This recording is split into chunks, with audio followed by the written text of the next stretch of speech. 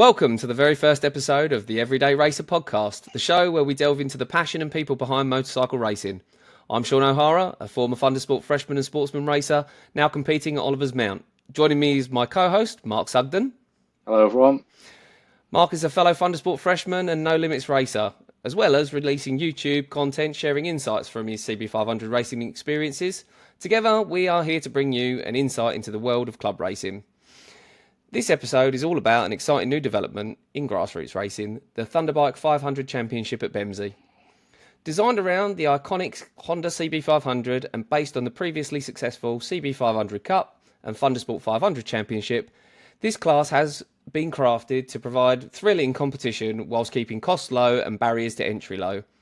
Through this podcast, we aim to raise the profile of the Bemsee Thunderbike 500 Championship and enlighten potential new participants about why this series is the perfect place to kickstart or prolong a racing career.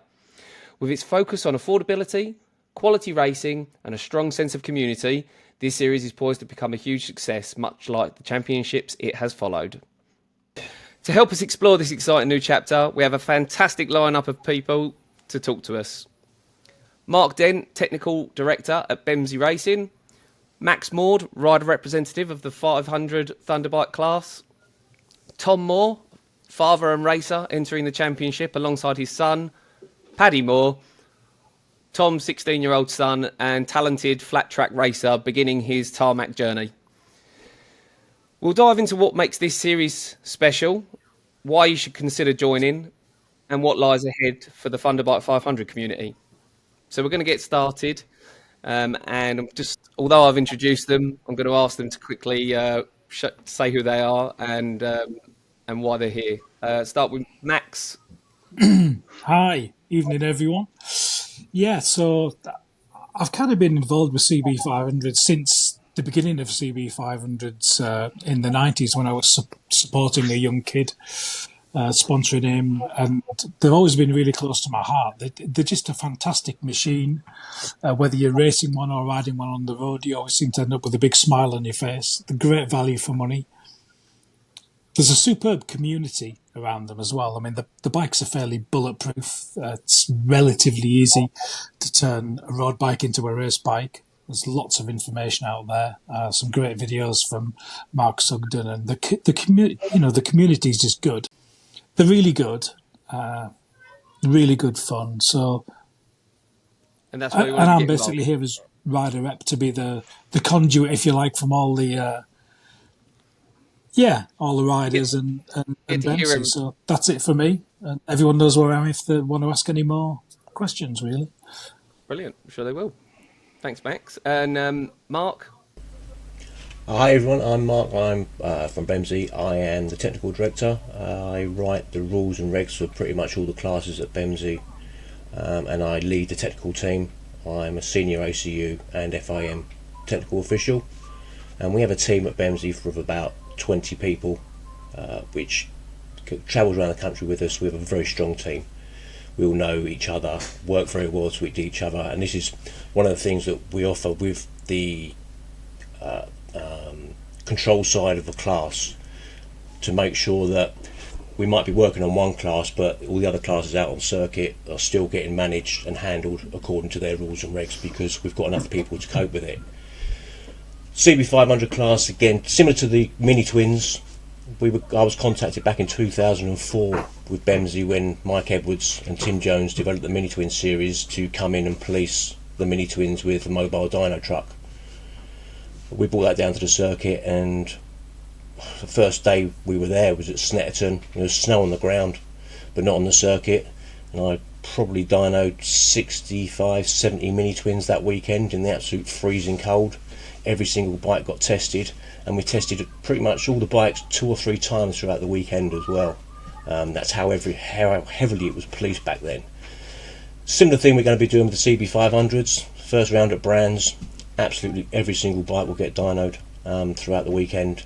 So we've got a base setting for every bike, so we know what they are, where they are, if anything changes throughout the season. That's pretty much one of the main things for the class, as you're all aware, on these police classes and control classes, that we just have to keep on top of everything and make sure it is fair, because all these things, it boil down to the rider at the end of the day. Brilliant. Thanks very much, Mark. Tom, Paddy, introduce yourselves. Cool, man. Right, I'm Paddy, and I used to race in the flat track. I've done it since I was 9 or 10, and while doing it, I won the championship twice. Once on a 85, and the second time on a 250. And the 250 was in a under 21s class. And before I moved up to the 250, we raced in Fab Racing for, was it 5 or 6 rounds? 5 weekends, didn't we? Did 5 weekends. We did 5 weekends on the tarmac, and so I've got my grips with the tarmac a little bit, but I'm a bit rusty. I've not done it in a while. But yeah. He did do his CBT yesterday, so he's flying now. Congratulations. But yeah, so I just thought I'd give this CB500 a go, see what it's like. Cool. Tom? We did it, Paddy sort of had a race till he won his last championship, won the championship when he was 14, and kind of just hit 14 years old, had a bit of a, wasn't overly bothered, not overly bothered, just one of them. So I had a year out, and I thought, well, I don't want to, so I went back tarmac racing, and was got to get 1,000 again, because I raced in the endurance championships like 11 years ago. Only did a couple of races, but I looked at it and just, it's not so much the cost of the bike, it's the cost of the bloody tyres for a weekend, and I thought I just can't afford to do it.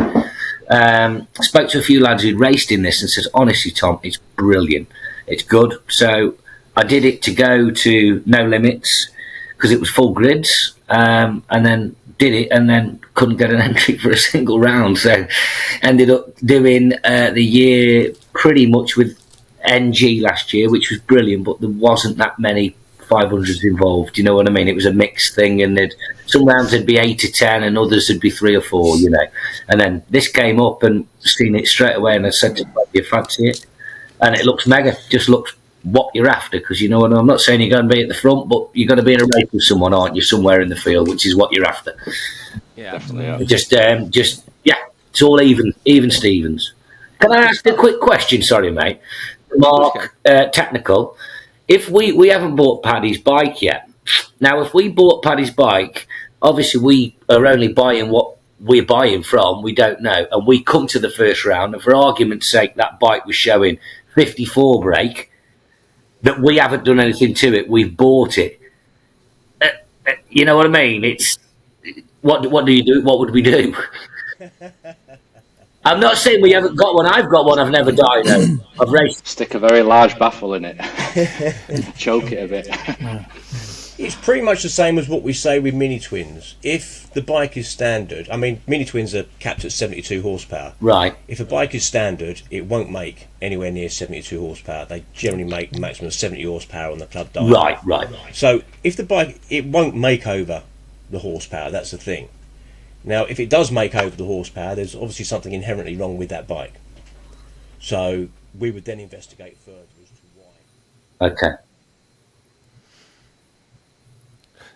So essentially, Mark, the dyno's quite modest, and so if it shows up as being like over the horsepower, it means that it's definitely got something done. Something's been done to it. I'm only thinking because we ain't bought pads yet. I'll be honest, I raced mine last season. I've never had it dynoed. I bought it from a lad who said he'd raced it. It was a standard and it was a stock thing for racing in. I don't even know who he raced with. I'll be honest. But he said it's not had anything done, and I said, "Is it this 52 horsepower?" And he said, "Yeah." I'm sure he said he had it dynoed at like 51 point. I don't know, you know. And I said, "Right, okay, but I've not had it dynoed, so I wouldn't know." You know what I mean? I've never. Everyone says that. Everyone says, "Oh yeah, it's 51 point something." Yeah, just as 51.8. Yeah. I mean, you should be fine though. The dyno mine's 44, and that's the excuse I'm using on anybody else. The whole 52 horsepower or 72 horsepower for mini twins, it's an arbitrary figure, because if all the bikes make 100 horsepower or all the bikes make 20 horsepower, it doesn't actually make any difference. What we look at is that all the bikes are pretty much the same. Right, yeah. And shape of the curves, etc. Because as you're quite well aware, you can do different things with cams and timing and whatever to bring the peak power down, but push a load more into the mid-range. Yeah. So it's not just peak power that we look at.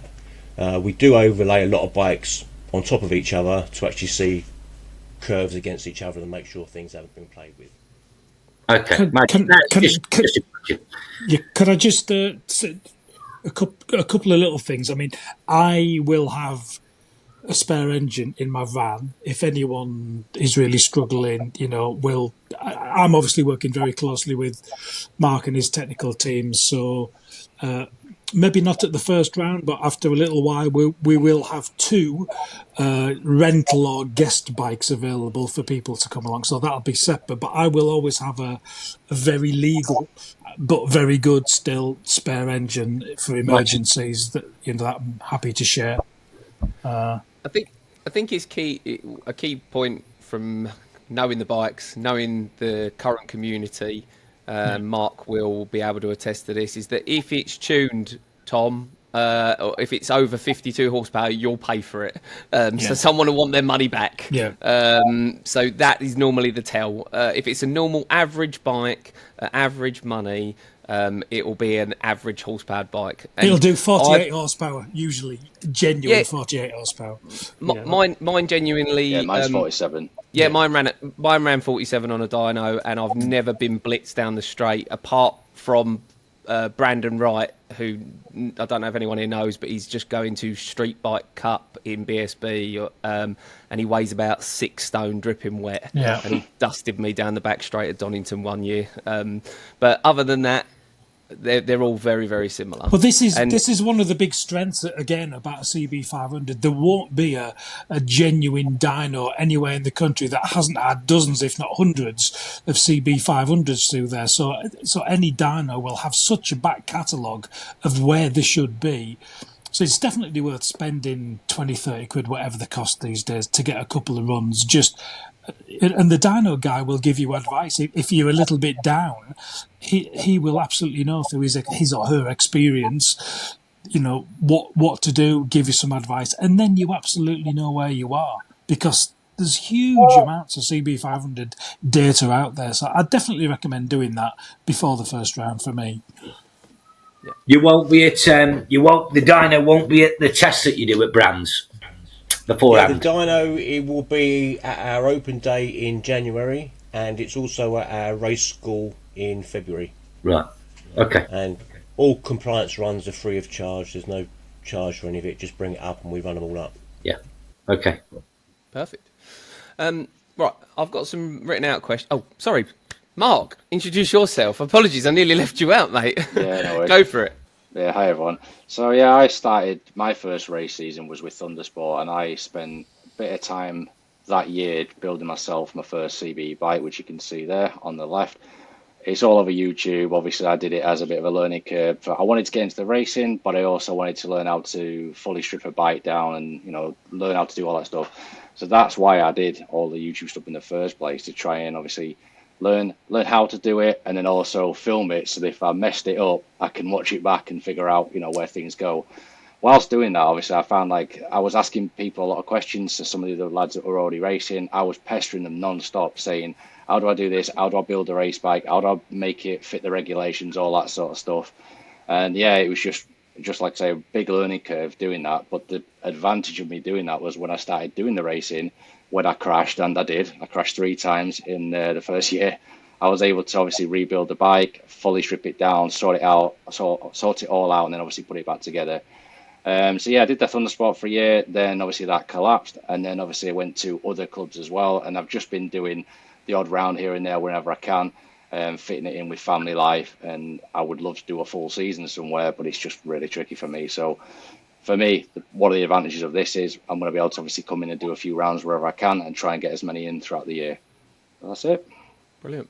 Yeah, I think, similarly, and it's quite a common story of, I wanted to start racing, didn't want to race as a 1,000, which is what I had at the time, for the same reason as Tom, tyres, and realistically, CB500's a great place to start. Didn't really know a lot about bike mechanics then, so I sold my Fireblade and built 2 CB500s from the ground up. And like Mark, same thing, had to ask people every 5 minutes. Luckily, this community is one of the best. If you need to ask anyone questions, most people will help, and that still stands today. So Tom and Paddy, if you need any help, just go and ask someone. Generally, everybody in these paddocks and with these bikes is fantastic help, and most of us know them inside out now. Every now and then there's a little head scratcher and it takes a little while, but normally someone knows and someone's run into it before you. So they're a great place to start your own technical journey with motorcycles as well, because they're so basic and easy to work on. Yeah. And they teach you the fundamentals of all bikes. Although they're older and the technology's not there, the basics are still the same when it comes to changing bearings and things like that you've never done before. And like just taking an engine in and out to get your frame powder coated, etc. It all transfers over to other bikes later on for when you start building other stuff, if you end up doing that. Right, thanks for introducing yourselves. We've got some structured questions for you all. Nothing scary. So I'm going to start off with Mark Dent. Sorry to put you on the spot, Mark. But so you kind of have already answered this question.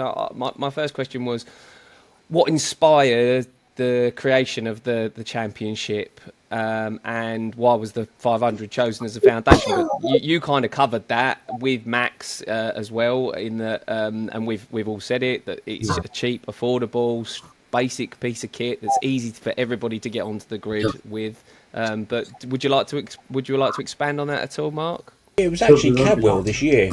We were in the race office and a couple of CB500 riders had entered our Thunderbike sport class because they're eligible for it, and they just came in and said, why don't you run a CB500 championship?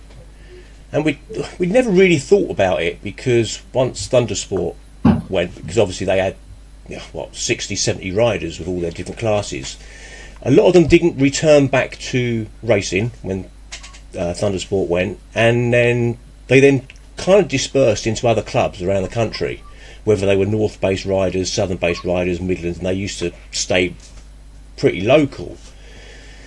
And then they were telling us some stories where they were racing, etc., etc. And then it got us thinking about, why don't we actually run a CB500 championship? Because we've got the control, like what we do in the Team Green series, the Mini Twin series, etc. We can police a very good series. So it got brought up at one of the Bemsee board meetings, because this was in June, July, and then we all decided, we think it is the right way to go. And then we've been discussing it over the past few months, and obviously we then released details of it 2 months ago, that we will be releasing a full series.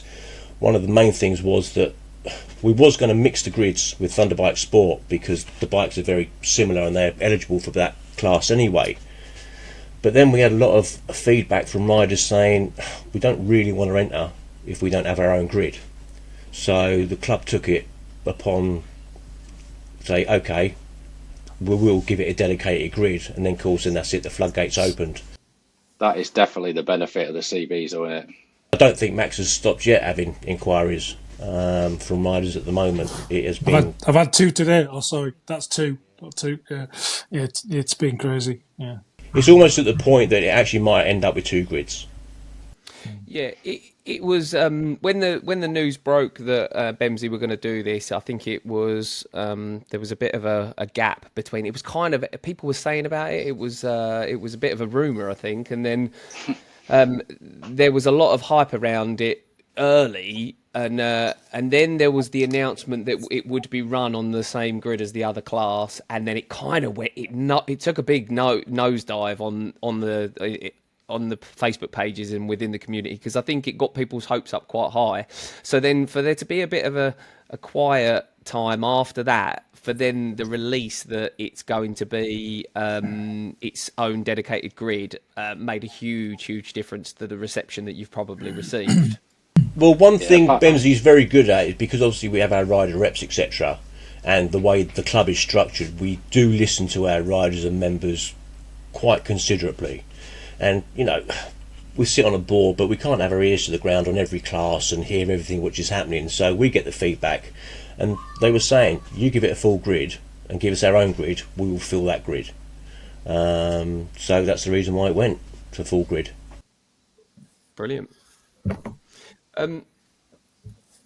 Well, because we've all talked, you've kind of answered some of my questions for you, Mark. Like, I was going to ask you, how do the championship rules ensure affordability and fair competition? But feel free to answer that again. Well, I think we all know that the CBs is a very cost-effective championship anyway. I mean, they're an unfaired bike to start with, which saves you a lot of damage.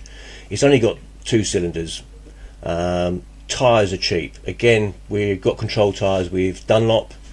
They're all subsidised. Their wet tyres and dry tyres come at the same price. I think it's £230 a set, including VAT and fitting. That's not bad. Yeah. Yep. Given that they last 2 or 3 rounds. Yeah. Yeah. Well, they're the same tyres what we use on the Team Green Junior Cup, the Senior 300s and the Yamaha YPM, so we do have a very good relationship with Dunlops anyway. And they're fantastic tyres. I mean, you've all ridden on them anyway, so they are a good tyre. Yeah, seeing the speeds that some of the lads could do on those, it's incredible.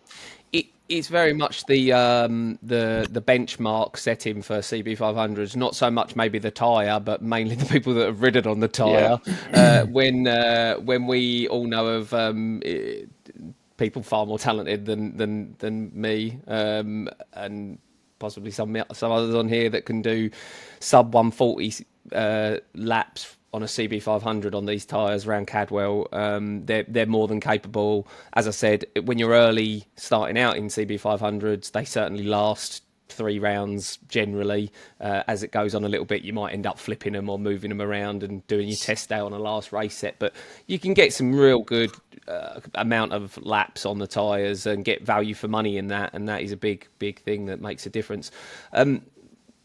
Mark, what was the reason for the decide in the subclasses being based on rider weight as opposed to rider experience? Probably Max is best to answer that, because that was his idea. Okay. Max? Yeah, well, being the larger chap, let's say, it's always been something that's, forefront of my mind. And, I've raced with Bemsee, and Mark obviously knows this. I've raced MZs for a long time, and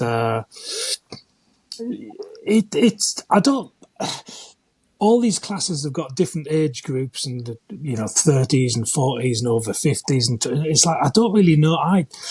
Speaking to everyone as I do, people were less bothered about different ages really, because generally speaking, we're all men of a certain age and we're all kind of the same. It's like no one really seemed to care about that, but everyone really cares about the weight. And as you look around at superbikes and GP and basically everything, they're all weight classes now. The good thing about CB500s is the bikes are basically all weigh pretty much exactly the same. Even some people that have put a bit of carbon fibre on, there's literally next to no difference in the weight of the bikes. A couple of extra litres of fuel in one bike versus another bike would be way more than you could ever do with pretty much bodywork. So it's kind of down to rider weight.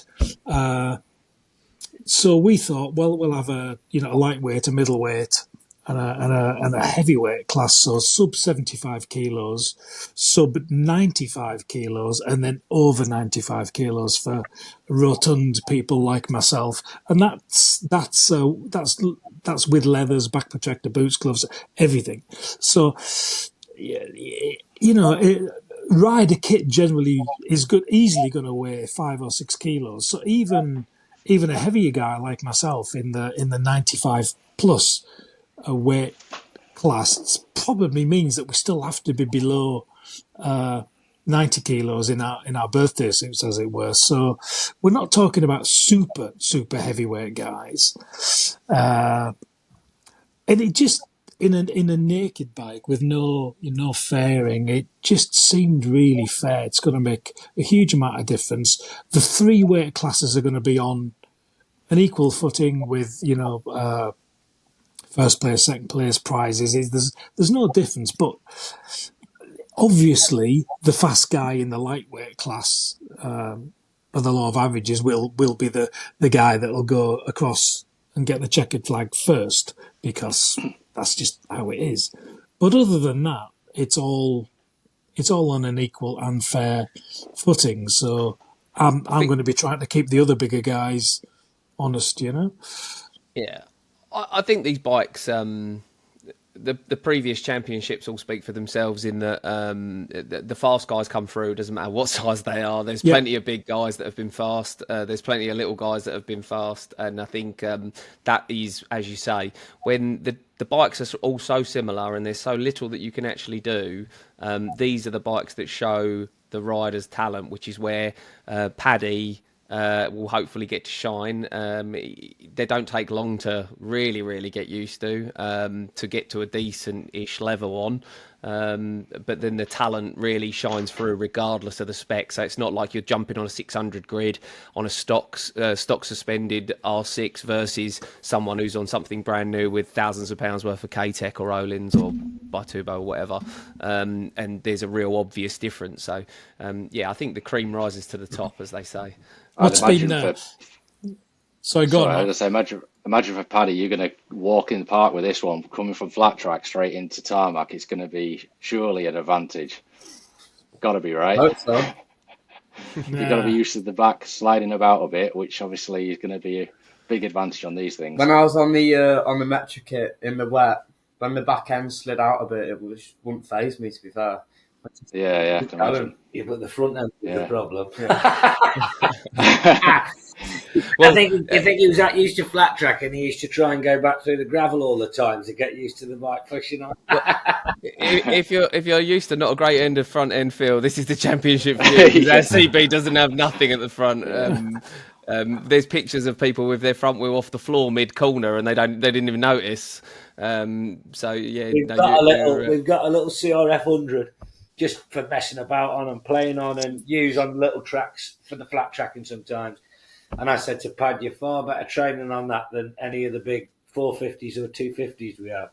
I said, because these things have got no power, you've just got to carry speed. I said, it's no good braking hard and getting on the gas because you're going nowhere. I said, it's a different way to ride. Very different from a big bike. I said, you've just got to, you've got to carry the speed, haven't you? I'm talking like an expert, and I'm not in any means. You know what I mean? It's not a case of starting with these, is it? You've got to run it through. What's really interesting is, I've spoke to, it must be 60 or 70 riders about all this. It's just incredible. So half of the people are trying to lose a bit of weight. There's a lot of people trying to put a bit of weight.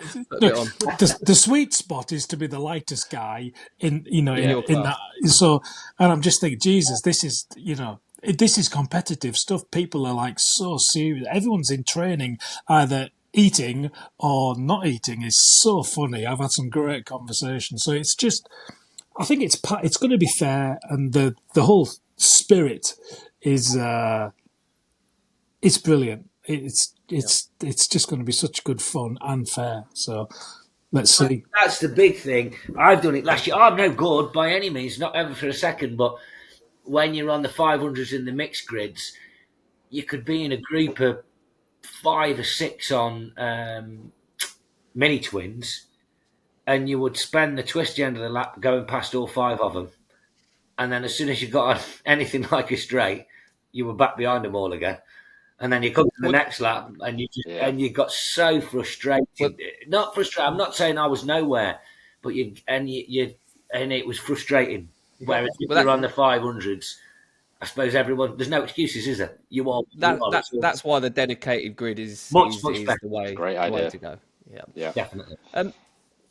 Tom, how are you going to approach the balance over a race weekend between mentoring Paddy and competing alongside your classmates? No, he's just. I reckon I might have the first practice because he hasn't ridden on tarmac to have a chance, and then. No, we're looking forward to it, and we both said the last season I did in flat track, Paddy was racing, and I didn't do brilliant at flat track at all, but enjoyed it, and my mind wasn't on me. I'd be lining up thinking, well, what have I got? Concentrating on him more. So I thought, and he was doing well, and I thought, right, I'll come out of it. But it should be good fun. We have good fun, don't we, when we have a run? So I'm going to knock you off. yeah, he keeps telling me I'm getting punted all the time. So well, Your Mark will be on your case. I'd be yeah, careful. there you go. You've heard him say it there. But no, looking forward to it, and it'd be nice to have a season or two racing with him, hopefully, and then see what happens. So should be good. There's definitely going to be some team orders there, letting Paddy through for the win. That's for sure. If you're in front, well. No, that'd be great to see how you get on. So, guys, Mark and Max, this series has taken on a couple of sponsors, and a well-known sponsor for us is SF Parts. Rob Carver. Rob's been a staple, really, in the community over previous years, supplying loads of different parts, keeping lots of riders going with bits at the drop of a hat, and he's always stocking the right bits and helps everybody as well. How did that new series sponsorship come about? Well, I've known Rob and I've raced with Rob with Thundersport for a while, and he's just a good guy, and he's well respected in the community, and it's kind of the law to go to SF Parts for your CB 500 bits. Obviously, it isn't. You can go anywhere you want, and other supplies are available, and blah blah blah. But Rob's a good guy, and he's really friendly. He's very, very well respected. He's always got everything in stock. As I say, he races the things himself. And the CB500 part of SF Parts is almost like it's like a business within a business. They really specialise in it, and he's a good guy. So they get my wholehearted recommendation. Clearly, they're going to get some business out of the community, hopefully going to them to buy some bits. Rob's signed up. He's not actually raced for 4 years, but he's going to be on the grid, and he's going to be racing it amongst us next year. So he's kind of putting his money where his parts are. Will he be there, sorry, Max? Will he be there with bits? Is he going to have such a... If I know Rob, half his van will be full of bits as well, and if he hasn't got them, I'll probably have them. Right. I wouldn't rely. I'd never rely on any racer who hasn't got levers, bars, pegs.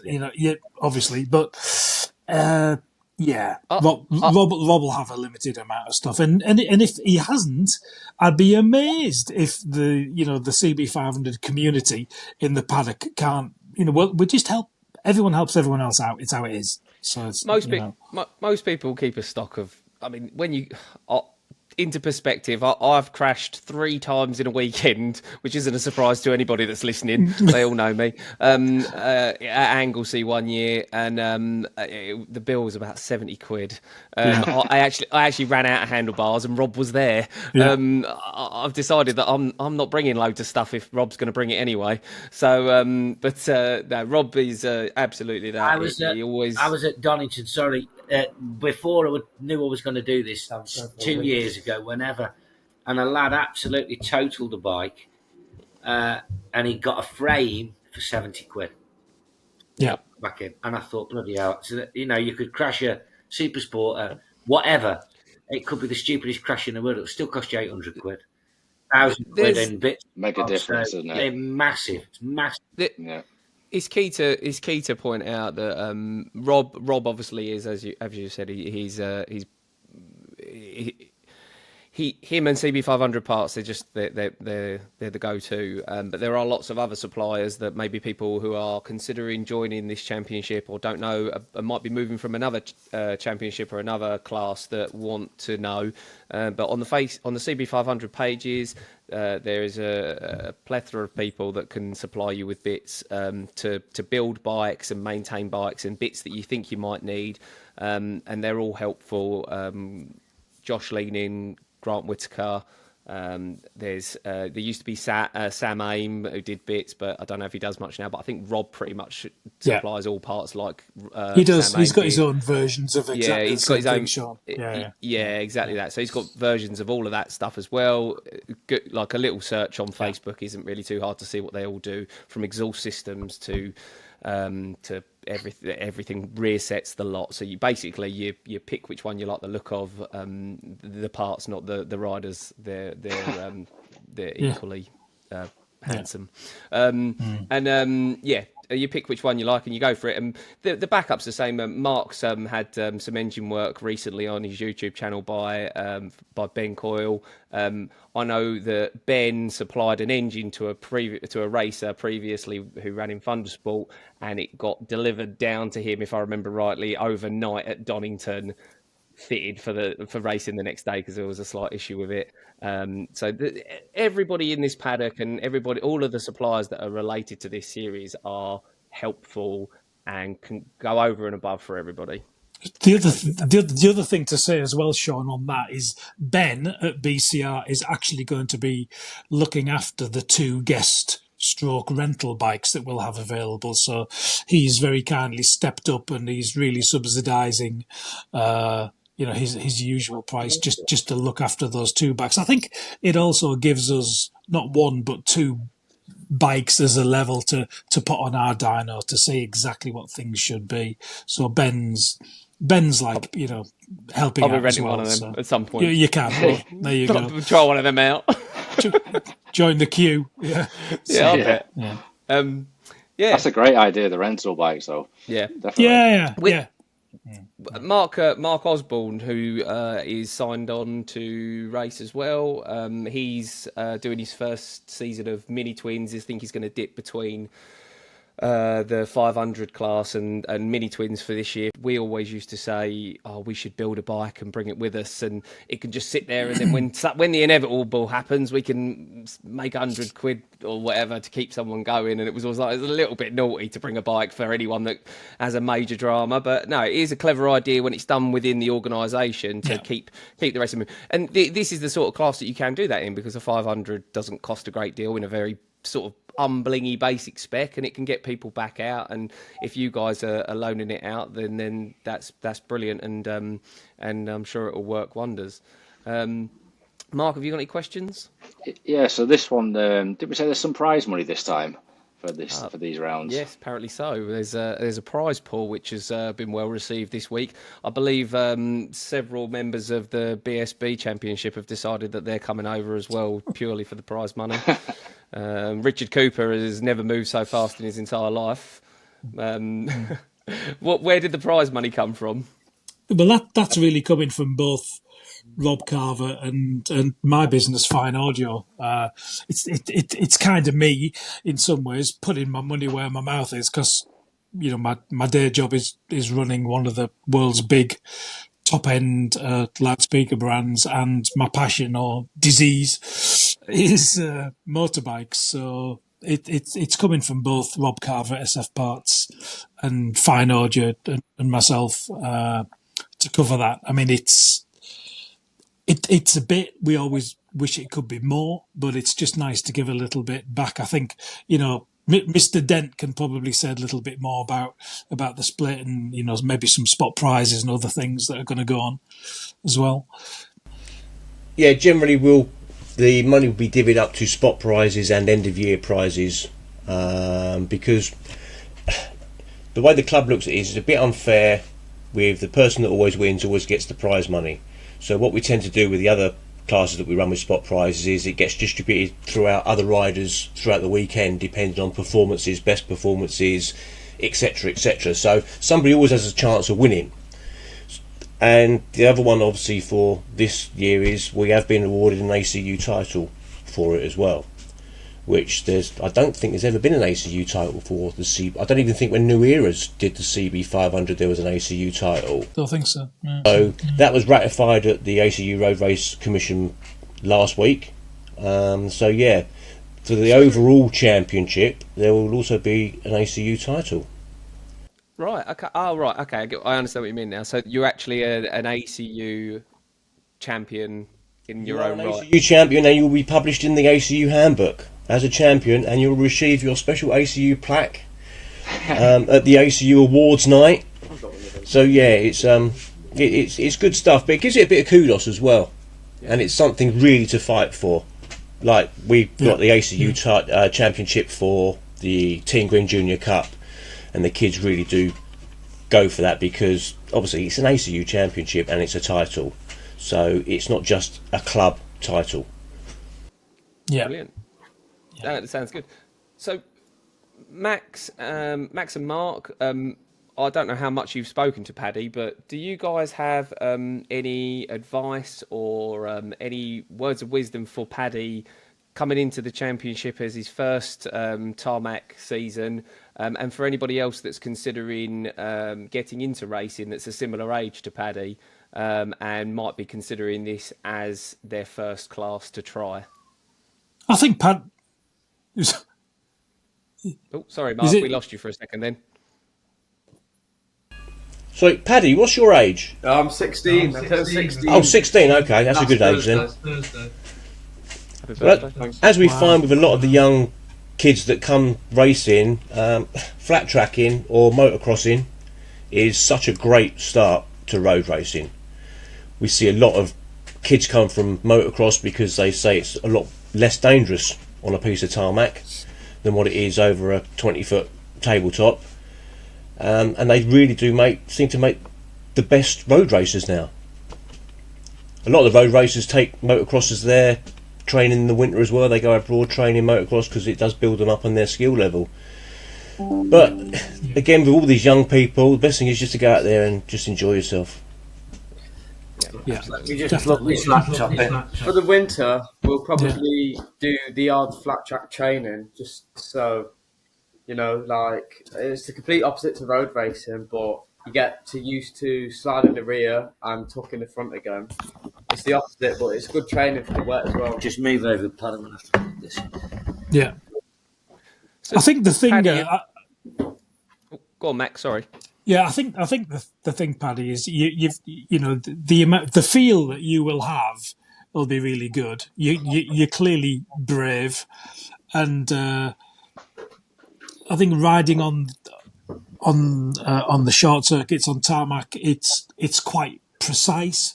So the only bit of advice I would probably give is just take a little bit of time, and the speed will come naturally to you. You know, I think you're 16. Sadly, I'm 16 stone, so I'm probably not going to see much of you, to be fair. In fact, I'm not even 16 stone. I'm working really hard to get to 16 stone. But so I'm probably going to be coming to you for advice. But just take your time and enjoy it, and get the feel, and the speed will come. Don't try and go too gung ho on at the first round. So just give it time, you know. It goes without saying that yes, they are only 50-ish horsepower. They still do flat out nearly 120 mile an hour. Yeah. And when you're inches from each other, You can still get it wrong easy, can't you? it can still go very wrong. Absolutely. And 120 mile an hour on your head is 120 mile an hour on your head. It really doesn't matter what bike you're coming off. It doesn't even have to be 120 mile an hour. I had an accident a couple of years ago at Thundersport, last corner of Snetterton, which is probably, 40 mile an hour? Yeah. Something like that, 40 mile an hour. Paddy, I couldn't speak properly or walk properly for 3 weeks. It doesn't take a lot to have a bad accident. And I think, what Max is saying rings true. Just that you haven't got anything to prove to anybody in the first couple of weekends. And I'm sure Tom will ring that home to you as well. But you know, it's although yes, it is sprint racing, it is a marathon. You have got to take your time and build into it. Hopefully we see you do some really really great stuff later in the year. I don't want to go on too much longer. Mark, have you got any more questions for anyone? No, I guess it's for anyone else that wants to try this. What sort of budget do you reckon you need for a full season, Mark and Max? I'll let you go first, Mark. Well, obviously entry fees are generally the biggest cost. So you're looking round about 300 to 320, 340 per meeting for the race weekend. Test days, obviously an extra on top of that. Round about 150, I think it is. 130, 150, something like that. Or obviously on a test day you can do half a day if you wanted, either a Friday morning or a Friday afternoon, just to keep the cost down a bit. We discussed earlier, the tyres are pretty well manageable. You can carry them on from meeting to meeting if you need to, especially if you're just starting off 2 or 3 meetings out of a set of tyres, or if you just need to change a rear tyre, etc. You can. Or as we find with other classes, the front runners seem to discard their tyres after a race, and you just buy somebody's scrubs, and that'll get you over another meeting or two. So there is ways of saving money, without a doubt. Yeah, definitely. I'd agree with that. I think Muppets like myself that are basically old probably change tyres too much. It's really the only advantage I've got. I can possibly afford to have new tyres a little bit more often than some people, and the best kit. So you've got to play to your advantages, haven't you, when you're a bit old and a bit fat and a bit slow? So that's what I do. But you will get easily a round or more out of a set of tyres. So if there's 8 rounds, it's not going to cost you that much. But you'd definitely be wanting to put a new pair on every second meeting, if not every meeting. But you'd be wanting to probably try and find £6,000, 5 or 6 grand for an entire season. But it depends how much petrol you're using to get there. It depends on whether you're camping, or it depends on how many times you're going to have a spill. It depends on so many things. But as a ballpark, I always say £6,000, give or take. And bikes. I build a lot of bikes. I'm building 5 bikes at the moment, and you can get a really nice little bike for 1,500 to £2,000 will get you something pretty decent. It's not going to be it's not going to win any good luck sort of competitions or anything. And you can go all the way up to a top bike at £4,000 that's got a 1,600 quid Ben Coyle motor in it, and so 1,500 to 3.5, £4,000 will get you,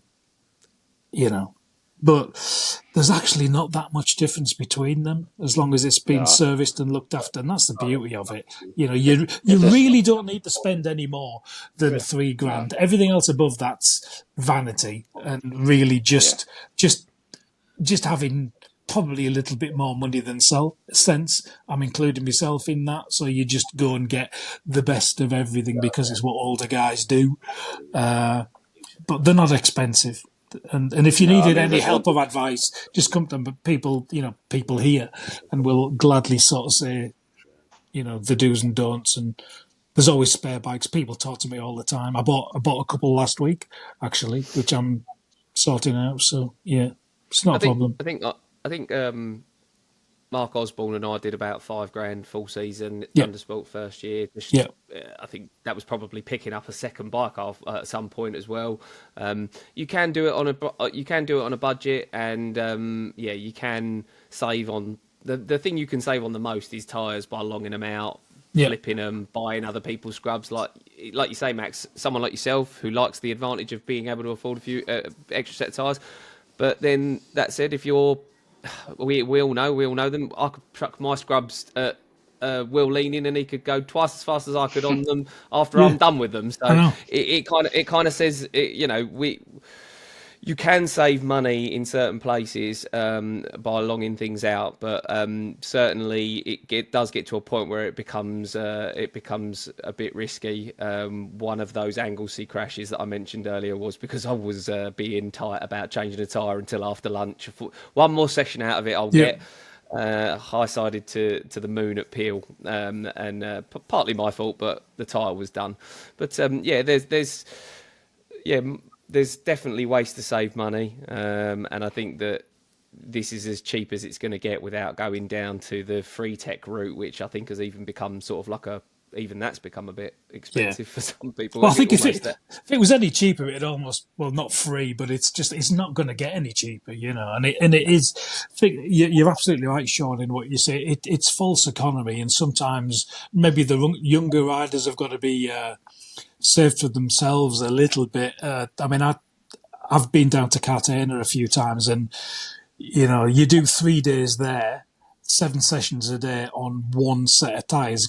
At the last session or two in the 3rd day, you're at your absolute fastest. You're chasing that lap time, and your tyres are basically hanging off the rims because they've had every session 3 days. And you sort of think, I'm old enough and sensible enough to sort of say to myself, yeah, okay, either throw some new rubber in these or call it a good test and go home. You've just got to, be sensible about it because it's false economy. Destroying your bike, destroying yourself, losing all your comfort. What's the point?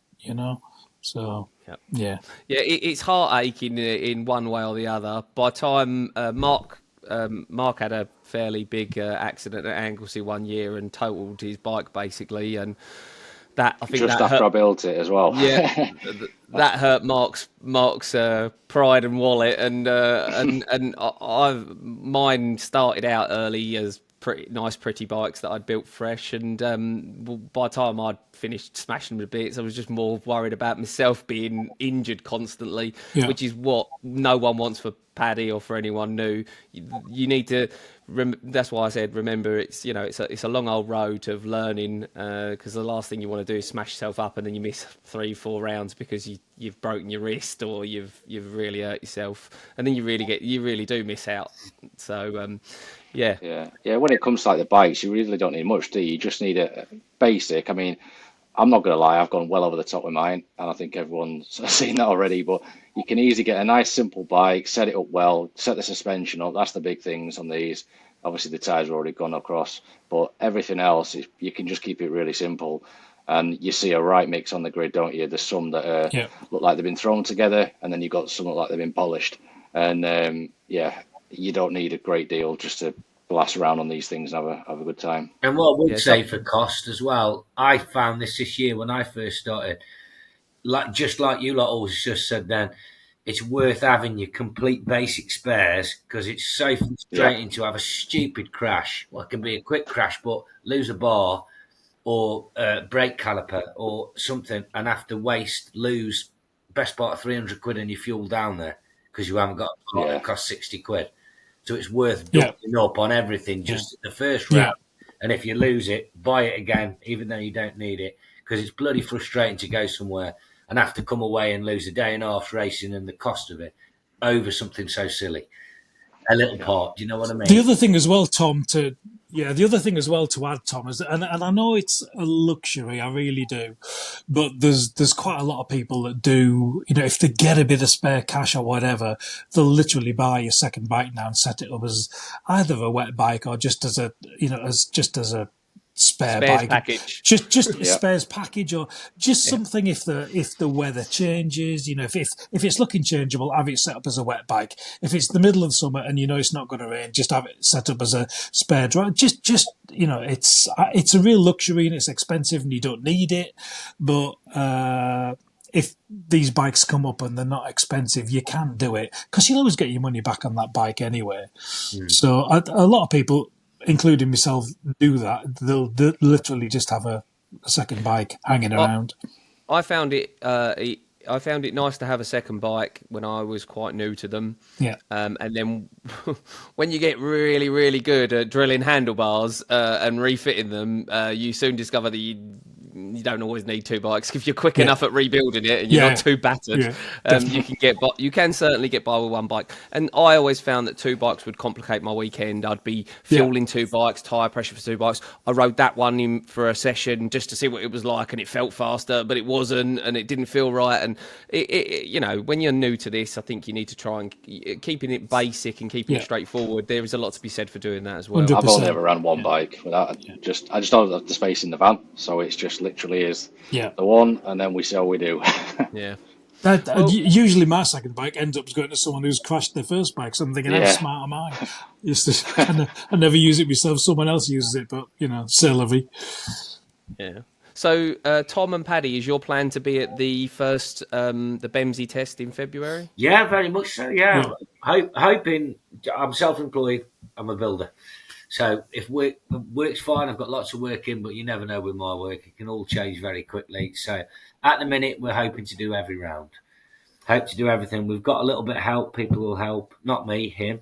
But just try and help little bits and bobs, and I do just bits and bobs, and people have said, just looking forward to it. And it's just the beauty of it is going to be for me, who's nowhere. There'll still be a race for me. regardless of where it is in the field, whether it's 20th, 30th, 40th, 10th, whatever. And hopefully there'll be some quick boys there who will pull Pad on. Had to learn from and drag him along, you know what I mean? And I've got a question. Is there many other lads around my age, or are they all quite a bit older? Most are older. There's not that many people around your age, I have to be honest. But I think there will be. I think a lot of younger people are going to be attracted to it and come along and join. But there's not so many at the moment. This is the first year. I think that's what we've got to remember. It looks really good so far. The response from everyone's been phenomenal. We're not going to get everything right, and I think we'll review it through the year, and we'll be looking at improving it, obviously. But for me to send Paddy in the racing against kids his own age, which we've discussed and spoke about, I said, Paddy, it's crazy money. It's crazy money to put him into something where it's all serious. It's just crazy money to do. It's worth mentioning that although yes, this is the first year. It's first year at Bemsee. Obviously, it's an established bike racing class. Yeah. It's the first year at Bemsee. There will be people at Bemsee that watch people racing at Bemsee, and supporters and people who go along that will watch this class similarly to other clubs. And then they will go, oh, well, that could be perfect for our son or our kid or our nephew or whoever. And hopefully it will filter on from that. And it's worth pointing out as well that although, yes, this does tend to be a slightly aged class or certainly an entry-level class for, I don't know, are we middle-aged, Mark? I don't know. But middle-aged men. There has been success from younger people. Lewis Smart is riding for Factory Triumph in Sport Bike this year, or this coming year, and he started, as far as I know, Lewis started on CB500s at Thundersport, was sportsman champion, and has moved on to the Kawasaki. Was it called Super Teens? But yeah, so. Yeah, doing well. So at 16, you can certainly. It's although yes, it is a bit of a niche class for a young rider. It's certainly not an avenue that's a dead end. It's a great class for them to hone their skills. I would argue, Shaun, as well, because it's almost like motorcycle DNA as a CB500. Everyone knows what the. So if you can cut it in this class, anyone who knows anything will look at it and go, they've got to be good to be doing that on one of them. Because it's such a level playing field, and if you can rise to the top on one of these things, that will stand out and that will be noticed. But absolutely, but it's perfect for Paddy and Tom in that what Tom said. Hopefully, he'll get a race where he is in the race, and this is the thing with CB500 racing is it doesn't matter what level you're at. Within your race, you will be racing someone. Very rarely do people get stuck out on their own. It does happen. It happens in all racing, but that has always been the draw for people to spectate. Is you can watch a race and you've got several races going on within that, and you've got battles from front to back, and people are fighting for every position. No one wants to give up a position at all. So it is competitive from one end of the field to the other, which is what will be great for Paddy and Tom. That's why you race, isn't it? That's why you don't just do track days, because that's the joy of it, and it is more expensive. People say to me, but it's not the same. It's like the buzz are lining up. I said, it doesn't matter. You might be starting 30th. I says, but you've still got bikes around you. Regardless, that's what the buzz is, isn't it? That's what the joy is to race. 100%. Yeah. Well, we've done an hour, which was a lot longer than I thought that we'd do, but it's certainly been good and been enlightening, and I think. I don't know about you, Mark, but I can't wait. I'm looking forward to it. I don't think I've been. Yeah, I am. Yeah. I've not been racing a great deal of time, but I'm certainly more excited this year than I have been for a while to get going with the new season. And I just wanted to thank all of you for coming on and giving up your time to talk to us, and hopefully we'll get. Round one out of the way in March, and maybe we can get back together at some point, all of us, and maybe we'll get couple of rounds out the way and see how Paddy's getting on, and Tom and Paddy are progressing, and have an update from Mark and Max about the current feedback of what the spectators think and what the club thinks and what the riders have all fed back. Hopefully, Mark and I will have had a couple of races experience with the club, because I've never raced with Bemsee before, and it sounds incredibly fair, and it sounds like the ethos is the right one for this class. The club makes sense for this club. I think is what I'm trying to say. Yeah, we'll all get back together then and have a little debrief another time, and hopefully it continues and just grows from here on. If anyone does hear of a bike, we're after one. So if you do, anyone you speak to anyone or whatever, just let us know, because we want a bike for him. Ready as and when, really. You know what I mean? So I am looking all but yeah. We can help find a bike. Okay. I think we can help. No problem. I'd rather pay a bit more. Won't be a problem. Everything, as in wets, everything ready, just so it's just bought and done.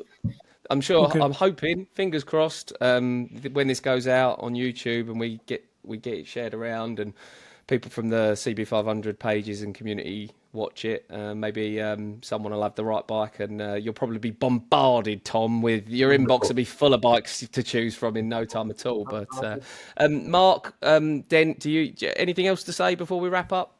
No, it's just one of those things that we're really looking forward as a club to this series. I think it's going to be the class that we've been searching for the past few years. Brilliant. So yeah, from Bemsee's point of view, we can't wait.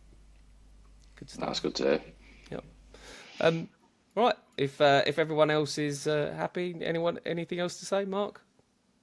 No, I mean, not for the recording side of things, but just general question though. So you can't sign up for a full year of this up front, can you? It's round by round. That's the way we're doing it, isn't it? But what we do is we open the rounds up, and for the first 2 days of them being open, the people that have entered previously always get first dibs. Right. This is very similar to how Thundersport used to run it, by the sounds of things, where Dave used to be Bemsee. Yeah. So both Thundersport and Bemsee's ethos are pretty similar, because they've both came from the same point. Yes. I got just as a side note, the half test day was always a really nice option. Yeah, definitely. Thundersport, because some people just don't want to do a whole day's testing, and some people don't want to test in the morning either. Yeah. Don't mind it in June. Not so sure in October.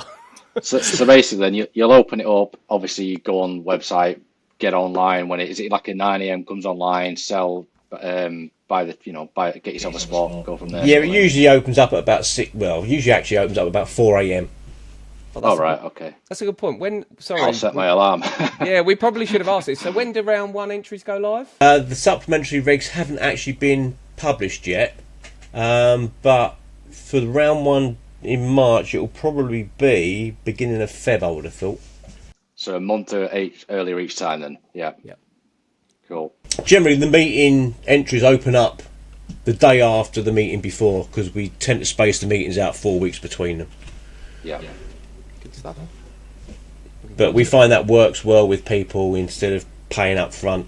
We've never done the whole paying up front thing, because if people hurt themselves at the first round of the meeting, it can create problems refunding or not refunding, or it works out for people like me as well, who are like, I can't do a dedicated season just with time, and I've got 2 young kids and everything. So for me, it'd be picking the rounds I know I can definitely do, and that definitely works out better.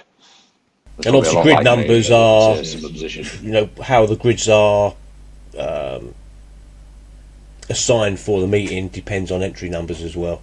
So if we find out in the first meeting that we've got 70 riders, we can cope with 70 riders in the first meeting. Okay. I can say what happens, because for me, this is the one this year that's been the most talked about. So it's like, if we get absolutely loads coming down to this, that was a concern. How would we cope with so many trying to sign up and get a spot? I'm in all the programs now to work things in. Right. So you think there'll always be an opportunity to race? Yes, definitely, because what's happened is we've rejigged all the Bemsee classes and mixed grids to remove content from the meetings. So now we've done that, we've got a class, and we're not running guest classes this year either. Right. Where we usually had like GP originals or Lansdowns, Yeah. etc. Yeah. So that gives us more content per meeting as well. So we do have room in the programs to cope. That's great. That's a big advantage. And if you do, sorry, Payne, I know you want to finish. If you do run 2 grids, will that just be completely random pick? It's not going to be like the fast half and the slow half. No, we've done it before with when Thunderbike Sport used to be very popular. We have an A, B and a C system where A's and B's and C's, they all race each other throughout the weekend, but on 2 grids. It actually worked really well. It stems from the qualifying. Yeah. On your qualifying times, we bunch them up in threes, A's, B's and C's all the way through, and then we mix the grids throughout the weekend if we need to. That way, it's quite hard to explain over this, but it does actually work really well. So everybody ends up racing each other throughout the weekend. Brilliant. Yeah. The last thing we want to do is start turning people away. Well, that's exactly that's what. From any motorcycle racing club's point of view, because bums on seats is what pays for the circuit hire, which is obviously not cheap anymore. Yeah. Yeah, I think that this year especially missing. I know that I know NG and maybe there's a couple of others that have allowed 500 CB500s on a grid, but because it's so, I know Wirral did some. It's not necessarily a whole grid's worth of riders. It's made it quite difficult to get for lots of people to get on a dedicated grid. And realistically, this year there was only one dedicated grid. It was at No Limits. No Limits, and even that was mixed. To be fair, with 400s. that was still a mixed grid. Granted, only a couple of 400s, but with the like you say about the content side of things, it all depends on what your schedule is, doesn't it? Over a race weekend, and when you've got a 3 or 4 hour endurance one day of the weekend, it certainly takes up a lot of time for more than one grid of riders. So it's good to hear that we've got the capacity for potentially several races, several grids, especially at round 1, to give everybody a chance to come and see if they enjoy the format of the weekend. And then I guess it's on you, Mark, to then, when you've got 70 riders who want to come back for round 2, you've got to work it out. It's a nice problem to have. Lovely problem to have. But from any club's point of view, to actually dedicate a grid, you have to be pretty sure that you can fill that grid.